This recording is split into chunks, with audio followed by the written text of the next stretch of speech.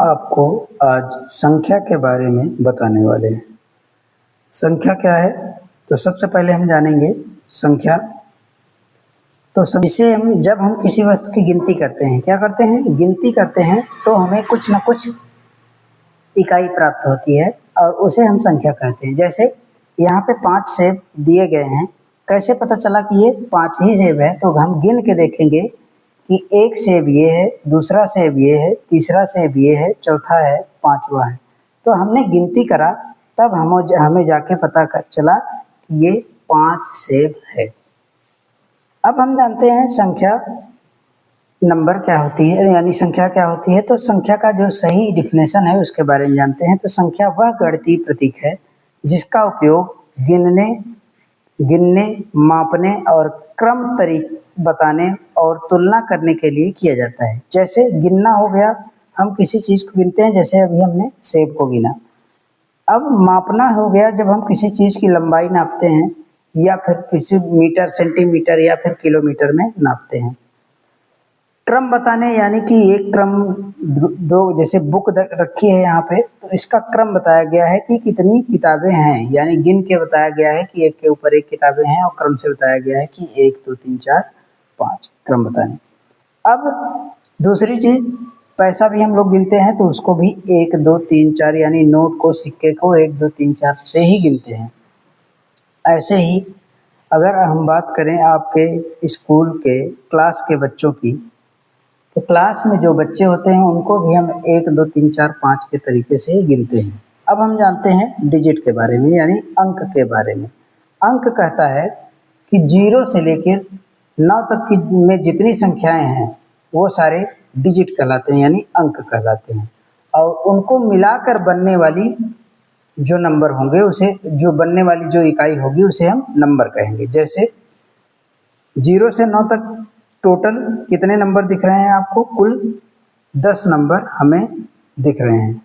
0 से लेकर 9 तक सारे नंबर हमें कुल 10 नंबर दिख रहे हैं। अब इससे हम मिलाकर कोई अन्य संख्याएं, यानी अनेक संख्याएं बना सकते हैं। जैसे हम बनाएंगे 1 और 0 को मिलाया तो 10 नंबर प्राप्त हुआ। कितना? 10। वैसे ही हम 2 और 3 को मिला के कोई संख्या बनाएंगे तो हमें कितना मिलेगा? 23, यानी कि 23। कितना नंबर होगा? इसे कितना हम पढ़ेंगे? तो 23 पढ़ेंगे। क्या पढ़ेंगे? 23, यानी 23 पढ़ेंगे। ऐसे ही हम 45 को लिखते हैं, 4 और 5 को लिखते हैं, जो 45 बनता है, यानी कि 45।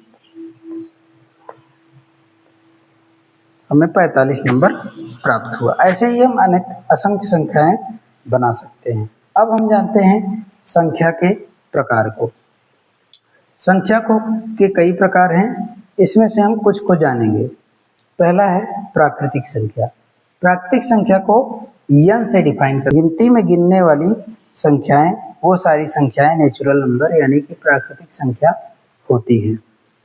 अब हम जानेंगे पूर्ण संख्या के बारे में। पूर्ण संख्या क्या होती है? तो अगर हम उसी प्राकृतिक संख्या में 0 लगा दें, 0 से स्टार्ट करें, प्राकृतिक संख्या को 0 से स्टार्ट करें, तो अगर हम 0 1 2 3 4 पढ़ते हैं, 0 1 2 3 4 पढ़ते हैं, तो ये बन जाता है होल नंबर, यानी इसे हम W से डिफाइन करते हैं।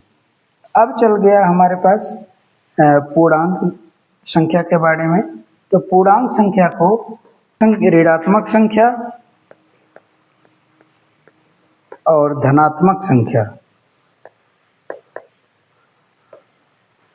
और +0, क्या 0 के साथ में धनात्मक और ऋणात्मक संख्याओं को ही पूर्णांक संख्या कहते हैं। अब जानिए, वीडियो के लिए तैयार रहिए अगले टाइम पे। धन्यवाद।